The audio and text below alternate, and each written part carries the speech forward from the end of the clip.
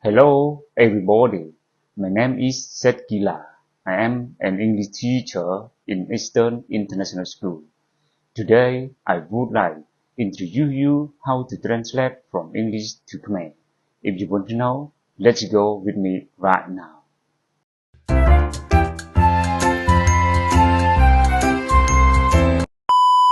This is the sentence that I will translate for all of you right now. nhữngមើល clear នោះបងប្អូនទាំងអស់គ្នានេះ clear ដែលខ្ញុំត្រូវបកប្រែឲ្យបងប្អូនបានដឹងអញ្ចឹងយើងចាប់ដើមថាតើត្រូវបក clear ពីចំណុចណាបកប្រែពីចំណុចណាមកមុនអញ្ចឹងខ្ញុំចាប់ដើមតែម្ដងអានសិនបាទ There are Italian, Turkish, Japanese and Indian restaurant and many more អញ្ចឹង clear ហ្នឹងបងប្អូនមិនដឹងថាយើងមិនដឹងថាបកប្រែចាប់ពីចំណុចណាមកមុនទេអញ្ចឹងខ្ញុំសូមឲ្យ clear ខ្លីឲ្យបងប្អូនមើលបន្តិចទៀតអញ្ចឹង clear ខ្លីពេលដែលបកឲ្យឃើញហើយបងប្អូនអាចយល់អូមកពីបកប្រែពីចំណុចណាមុនអញ្ចឹងចាប់ដើមតែម្ដងអញ្ចឹងក្នុងនេះយើងអត់ដឹងថាពីកន្លែងណាជា head noun ទេអញ្ចឹងគាត់ដឹងថា clear អានទៅតាមដំណាក់ noun អញ្ចឹងតែពេលយើងបកប្រែចង់ដឹងពី clear តែបកពីចំណុចណាមុនយើងអត់ទាន់ដឹងអញ្ចឹងខ្ញុំសេ clear ខ្លីឲ្យមើលហើយខ្ញុំលុបចោលវិញបាទនេះមកពី clear ខ្លីនេះ there is an Italy restaurant អូខេ restaurant បាទនេះ clear ពេលយើងសេអញ្ចឹងទៅបានយើងដឹងថាអូខេដឹងបកពីចំណុចណាមកមុនណាអូខេខ្ញុំតិចដាក់នេះមួយបាទដោយសារចាប់ពីឡើងទៅអូខេ there is an Italy restaurant អញ្ចឹងបកយើងរកនាមគោលមុន clear នេះវាមាន subject វាមាន verb វាមាន object ហើយ object វាមាន head noun ក្នុងនឹងទៀតអញ្ចឹងបើយើងស្គាល់ពី head noun អញ្ចឹងយើងអាចដឹងពីរបៀបបកប្រែហើយតែបើសិនបងប្អូនចង់ដឹងថា head noun ជាស្អី determiner ជាស្អីយើងអាចមករៀនមួយក្នុងផ្ទាល់ទៅគឺបងប្អូនអាចយល់ហើយអញ្ចឹង head noun បងប្អូន restaurant ជា head noun បាទ head noun ចំណែក Italy បាទ sorry Italian ខុសបាទ Italian បាទ Italian ជាថ្នាក់គេវាជា adjective ណាបងប្អូនជា adjective អញ្ចឹងវាបំពេញន័យឲ្យ head noun បាទ head noun ហ្នឹងភោជនីយដ្ឋានគេភោជនីយដ្ឋាន Italy ភោជនីយដ្ឋាន Italy អញ្ចឹងគេឲ្យឈ្មោះវាថាជា noun phrase ជាកន្សោមនាមចុះនេះជាអីគេ and នេះបាទដោយសារមានតែ and ដោយសារមានពាក្យដែលផ្ដើមហ្នឹងដោយស្រៈអញ្ចឹង and Italian អញ្ចឹងវាជា article determiner បាទជា article determiner បូកចូលគ្នាទៅវាពេញន័យឲ្យទេភោជនីយដ្ឋានគេភោជនីយដ្ឋានមួយអញ្ចឹង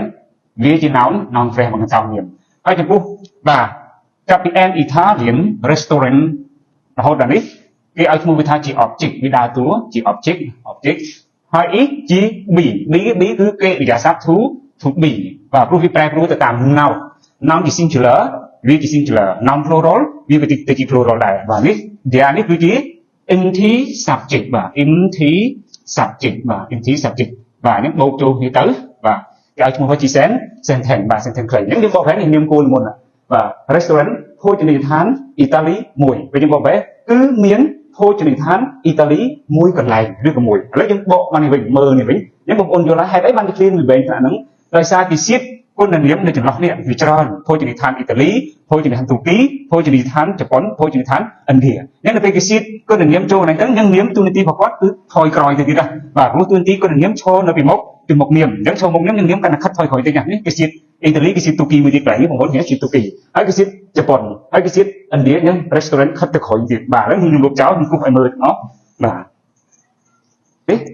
ទនេះយើងរកឃើញនាមគោលបាទកន្លែងនេះបាទ restaurant អញ្ចឹងវាជា noun មួយបាទអញ្ចឹងខ្ញុំសេគូសខ្លីមិនអាចគូសមួយច្រើនទេក្នុងវែងឆ្ងាយហ្នឹងគូសអស់គ្នាហើយស្រួលមើលបាទនេះជា adjective ណាបាទជា adjective បូកចូលគ្នាទៅបាទនេះពេញន័យឲ្យ restaurant នេះក៏ពេញន័យឲ្យតអញ្ចឹងតគ្នារហូតហ្នឹងតគ្នារហូតអញ្ចឹងគេឲ្យឈ្មោះវាថាជាកន្សោម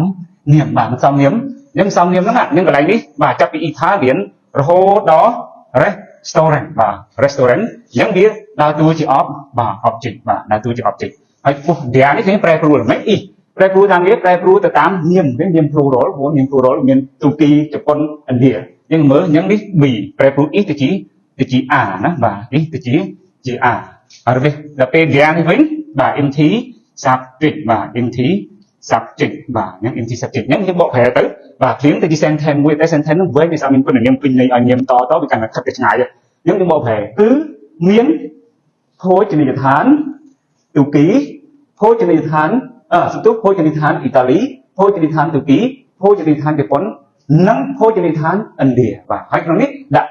and many more នឹងមានជាច្រើនបន្ថែមទៀតហើយទេបានគេជំនួសសញ្ញា comma and កន្លែងនេះបងប្អូនជំនួសកន្លែងហ្នឹងដោយសារមាន clear មួយទៀត there ណាបងប្អូន there và there are và there are many more và there are many more những cái sao vì chỉ subject như kia những cái thằng phải châu khi phí thì kia từ mũi từ bộ pre mơn này khi thì mũi này khi thì bị mơn này khi thì mũi bộ pre bị tiệt tông biết cái nông biết chẳng cái ai cũng ruin thì chỉ kia tại mũi tại vì sân bộ pre này khi thì mũi này khi thì phí vì ai tiệt tông như thế nhưng dừng ai bị châu thì kia từ mũi bán này tốc đại cái lại xì này những khi bên trong và full stop và những đặc biệt full stop mà bị there are Italian, Turkish, Japanese and Indian restaurant giống cái thằng này there are many more restaurant thì những nhân thôi chúng ta chỉ trơn thành tiền rồi sao vì tiệt tông những cái chỗ cái lục tại chỉ khi từ mũi cái lục và full stop bị cháo hai cái chấm nút để nhá không mà ở đây cái mớ empty subject bị đôi khi vỉa những lục bị chào ở cái mớ thúc bí đôi khi cái lục vỉa chào thì những clip thì chúng không được sao sau đó chọn mười nắng họ để tính còn dạng sấn của phụ phần với năng end và những time end mất end mới đi mùa và những bộ trẻ từ miến thôi từ Hàn Italy Trung Ký Japan nắng thôi từ Hàn India nắng miến thôi từ Hàn chỉ cho hơn mình thèm tiền những đặc biệt đăng đi từ mẹ đừng làm khí hay khi mới tới những đăng bộ vì chuẩn bị làm một những mà sân bông ôn trong đăng trước ba và thèm tiếp ai mò riêng và tó thì mùi nhầm tó làนี้và dạy về mà pi bị khái bông ôn ai chặt đầm rồi và cho bạc từ tịnh đồng ai đừng bạc và nhữngการthực hiện hành khay bậc nhóm ông tin cả bộ trẻ clear và pi ông về mặt máy những có và thâm phần sẵn dương anh chu clear nơi pe dương mà cho chúng chu đến nơi sải ai cũng không tòa những complete và sải chặt đầm cho chúng chặt bị ngày chưa đừng đăng đi to tới hỏi những bông ôn anh mà cho chúng nơi sải Eastern International School để mình sẽ thán nơi phum cần đá សង្កាត់សង្ក្រែងក្រុងសង្ក្រែងខេត្តសង្ក្រែងបាទពីមកសូមអរគុណសូមជម្រាបលាបាទ